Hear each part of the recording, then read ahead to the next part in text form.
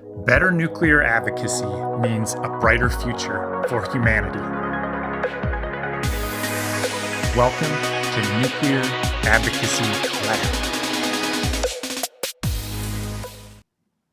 So for those who aren't on Twitter or may not know me, I'm Katie Mummah. I'm a PhD student at the University of Wisconsin, but for the purposes of this talk, I spend a lot of time on Twitter, and I've been doing it for 6, maybe even going on 7 years now.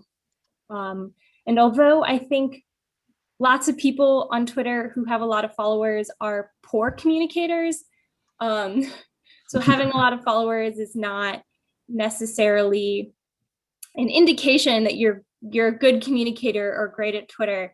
But I have amassed about 14,000 followers over the past couple of years. So when I was trying to write this talk, I was always going to start with the pros, but every time I would start talking, I would just immediately fall into the cons.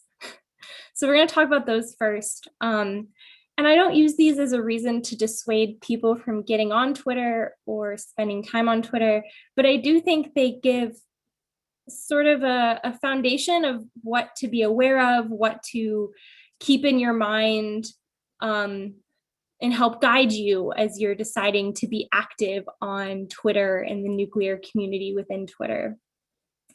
First of which, like many social medias, is that misinformation and disinformation can spread rapidly. Twitter is a very open platform unless you choose to keep your tweets protected. They're available to everyone and can be shared all around the world.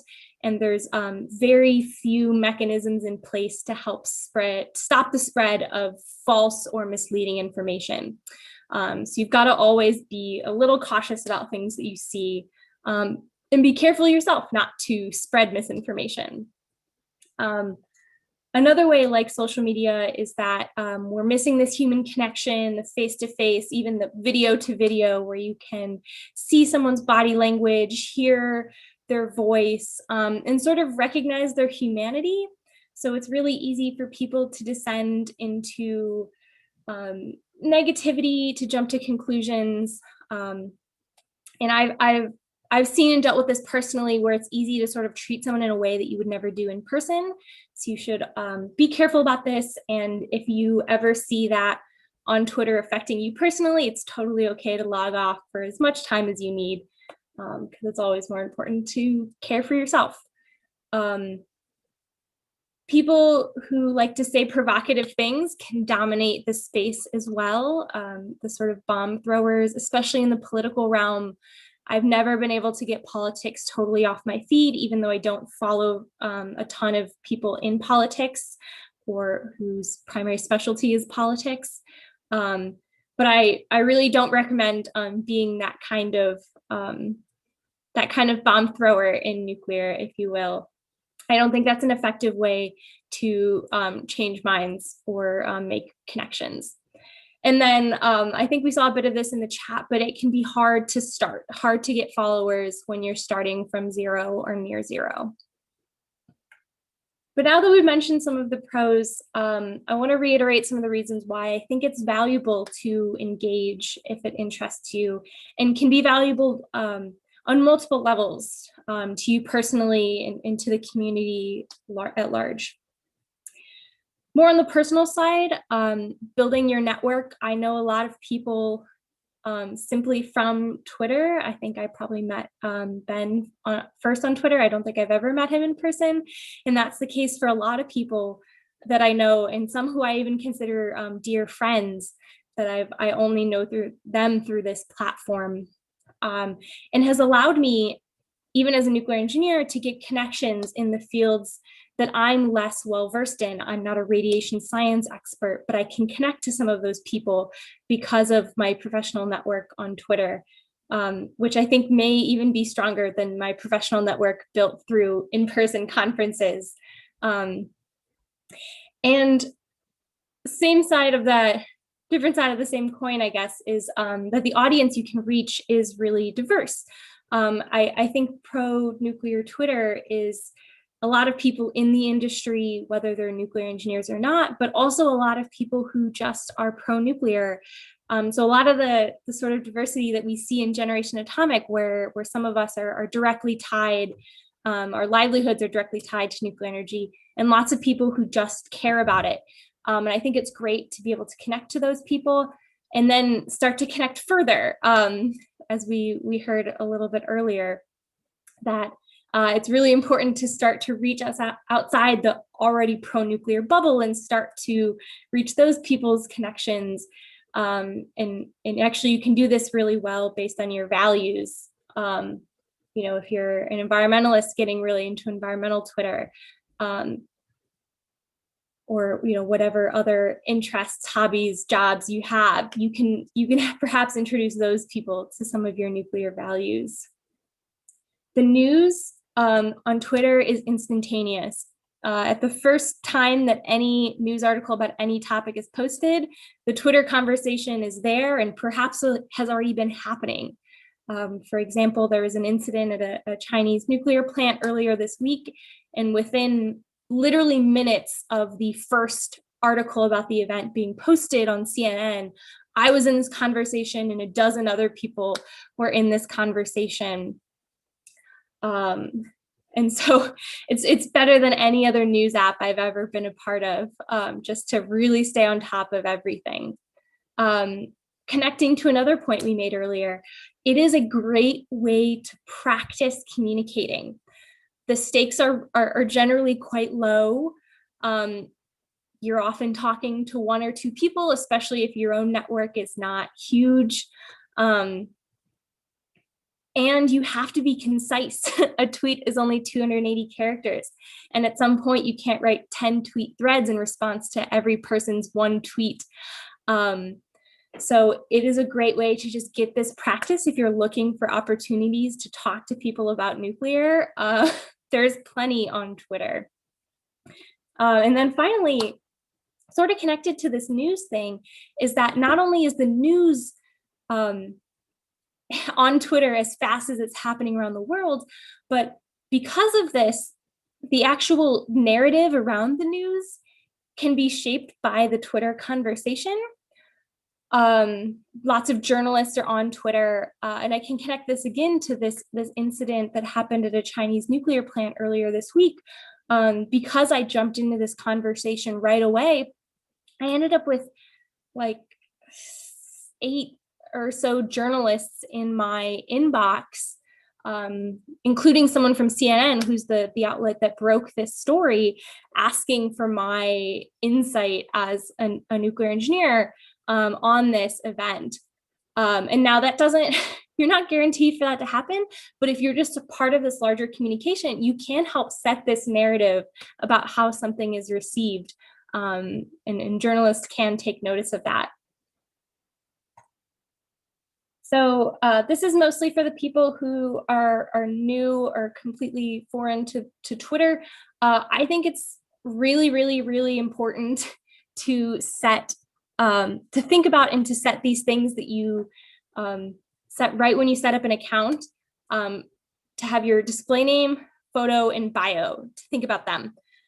Your display name is the thing that catches the eye along with your photo when you tweet.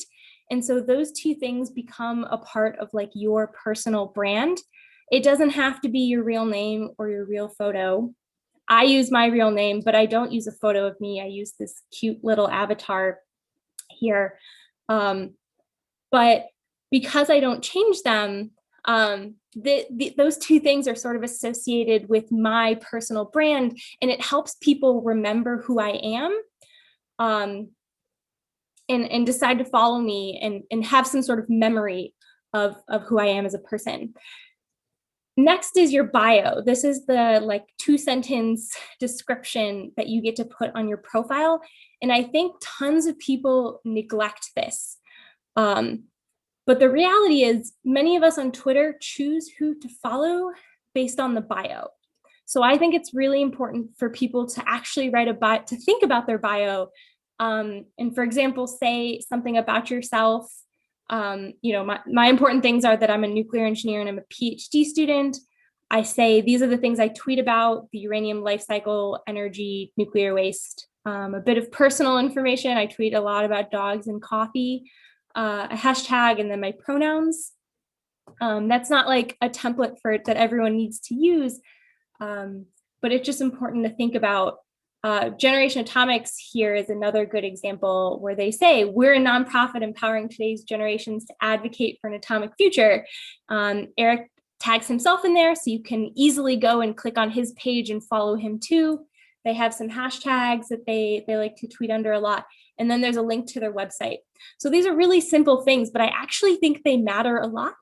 And people don't often think about them because they're just, you kind of set it and forget it. But not to dwell on that too long.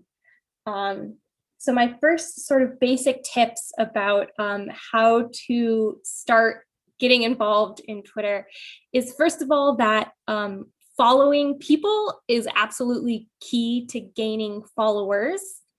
You're not guaranteed when you follow some that they will follow you back, because we all have different interests, and maybe your bio doesn't really explain what you tweet about. At this point, when I have thousands of followers, I only look at people's bios. I don't really have the time to scroll through the recent tweets. And so if someone's bio doesn't catch my eye, then I probably don't follow them back. But it's just important to know, if you're not following anyone, you're probably not gaining followers.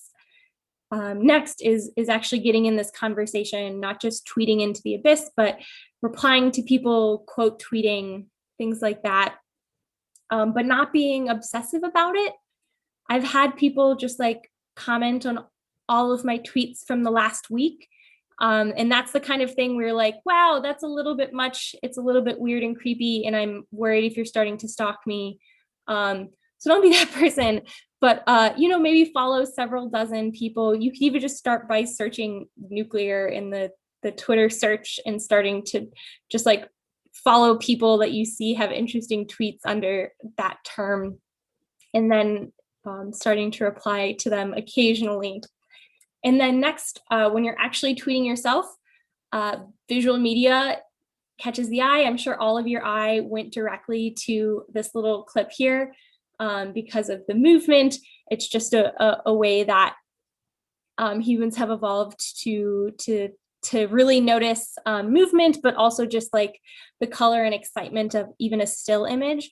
So I always recommend including images, videos, GIFs, GIFs, however you say it, which also then just takes up more space on the screen. So you're more likely to have people actually see your tweets. And my last tip here is just that it's okay to be more than just a nuclear advocate. As I have in my bio and mentioned earlier, I tweet a lot about dogs and coffee, and I have connected to people and eventually convinced them of things related to nuclear, first based on conversations that started about dogs or coffee or something else I'm interested in, like volleyball. So I think it's actually great to include these sort of personal things about you on your Twitter. And then you'll even start to be remembered more. There's lots of people in the nuclear field who are like, oh, you're the girl who follows sled dog racing. I'm like, yes, I am. So I was only given about 10 minutes here, so I'm going to wrap up. But sometimes people ask, what is the #1 factor to growing Twitter followers? And actually, people have done this research, and the answer is tweeting consistently. There's no metric of quality of tweets, number of pictures, percentage of tweets that are replies. All of those have less of an impact than just tweeting consistently. That doesn't have to be a lot. It can be one every other day. But that is going to get you more Twitter followers than tweeting 100 times a day, every other month for one single day.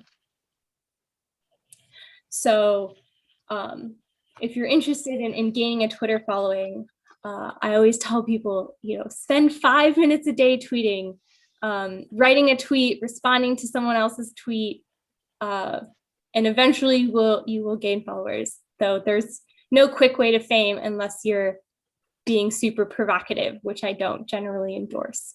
Yeah, I've got one example here, but this goes along with, I think, your own style or brand, and Eric actually just like hit on it right there, that if something happens, I'm like very willing to tweet one tweet about it right then, and then just add to it until I've got this like long rambling mass of tweets, each tweet being several hours apart. But it's really great when something happens in real time. And this was an example of that. In February, during the Texas winter storm, lots of people had questions about why one of Texas's 4 nuclear reactors, South Texas Project Unit 1, was offline.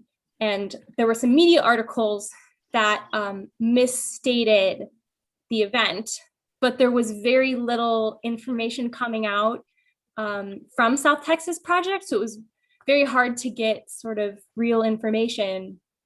So I just like threw out this first tweet over here, which is really a personal story about how I had been confused that their turbine deck, turbine generator, which is where the power gets made, was open air. It was on the roof of a building. Now, of course, it's all encased in shielding,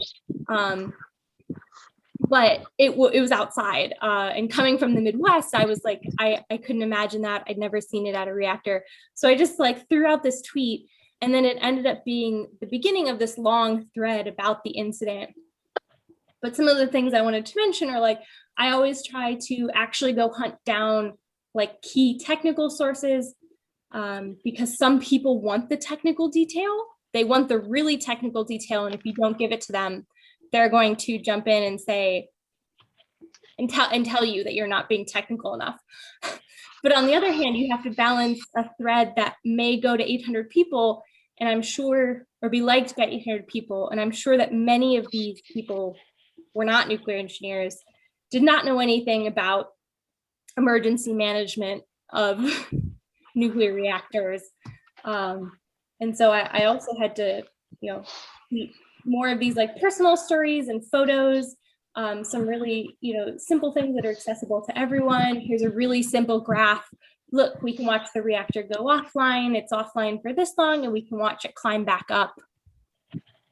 And so that's just become one of the ways that I personally tweet. Eric mentioned I did that earlier this week. I'm very willing to jump into a conversation and then just add to it over time. But that doesn't need to be everyone's way of tweeting. But if you can sort of establish this brand, the thing that works with you, and just kind of stick to it a little bit, and you can grow this over time. But I can't promise a get rich quick scheme. Like I said, I've been doing this for 6 years. The 14,000 followers seems like a lot, but if you average that over 6 years, it's actually only a handful of people a day.